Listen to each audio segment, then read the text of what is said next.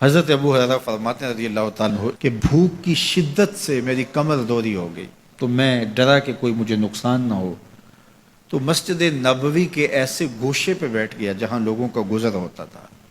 میرا خیال یہ تھا کہ کوئی شخص مجھے دیکھے گا اور دیکھ کر کے پہچان جائے گا کہ مسئلہ کیا ہے، لیکن جو بھی گزرتا سلام کر کے چلا جاتا، شاید اسے جلدی ہوتی، یا پھر ہستی پلکوں کے نیچے غم بھی پلتے ہیں، مگر کون دیکھتا ہے اتنی گہرائی میں۔ میں نے سوچا کہ ایک قدم اور آگے بڑھوں اور آنے والوں سے ہم کلام ہوں، جب میں ان سے بات کروں گا تو میرے لہجے سے وہ میری آواز کی شکستگی سے پہچان جائیں گے کہ میرا مسئلہ کیا ہے۔ تو کہتے ہیں حضرت عمر رضی اللہ تعالیٰ عنہ آئے، میں ان سے کوئی مسئلہ شرعیہ دریافت کیا، لیکن شاید انہیں بھی جلدی تھی، انہوں نے مسئلہ بتایا اور آگے بڑھ گئے۔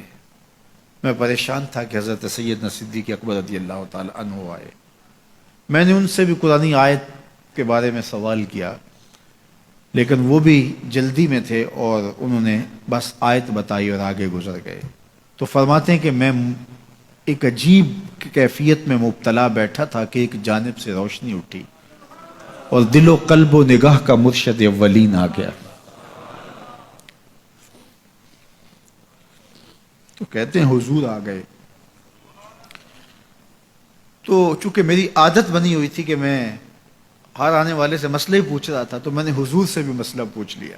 تو حضور نے میری جانب دیکھا اور پھر زیر لب مسکراتے ہوئے بولے، ابو ہریرہ بھوک لگی ہوئی ہے؟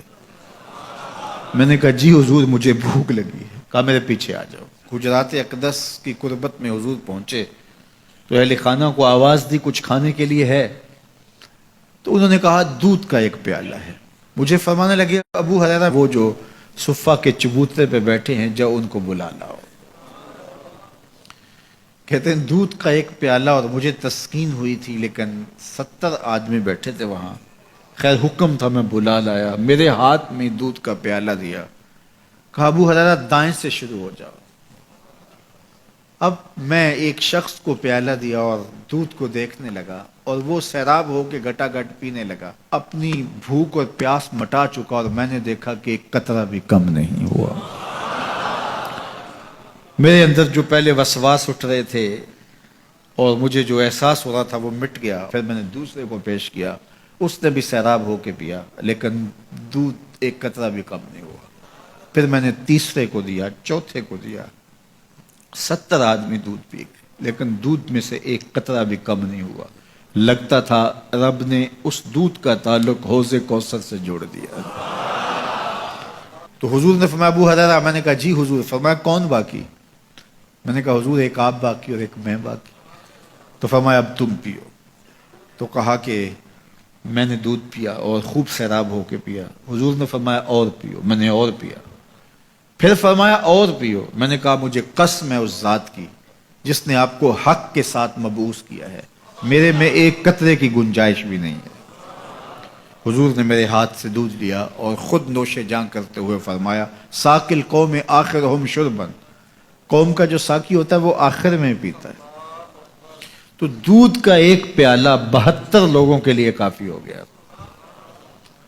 یہ صحیح حدیث کے اندر حضور کا معجزہ موجود ہے، آپ نے بارہا علماء سے سنا۔ لیکن اس تربیتی عمل سے بھی کبھی غافل نہ ہونا کہ 2 جہاں کا سردار ہے اور 71 آدمیوں کا جوٹا نوش جاں کر رہا ہے۔ آج جب دولت پھیل رہی ہے، لوگوں کے پاس وسائل زیادہ ہوتے چلے جا رہے ہیں، تو ان کو ایک دوسرے سے گھن آنا شروع ہوتی ہے، برتن الگ ہوتے چلے جاتے ہیں۔ کسی زمانے میں تمام افراد ایک ہی برتن میں بیٹھ کے کھاتے تھے۔ پہلے یہ ہوتا تھا ایک گلی میں 2 امیر رہتے تھے، 4 غریب رہتے تھے، 2-3 مخیر حضرات اور جو ہے وہ کچھ متوسط لوگ رہتے تھے، اور ایک چھوٹا سا کنبہ اور قبیلہ ہوتا تھا، اور وہ ایک دوسرے کی ضرورتوں کا خیال رکھتے تھے۔ پیسے زیادہ آ گئے تو اب امیروں کو اس گلی سے گھن آنے لگی، تو وہ وہاں سے نقل مکانی کر گئے، انہیں وہاں رہنا اچھا نہیں لگتا۔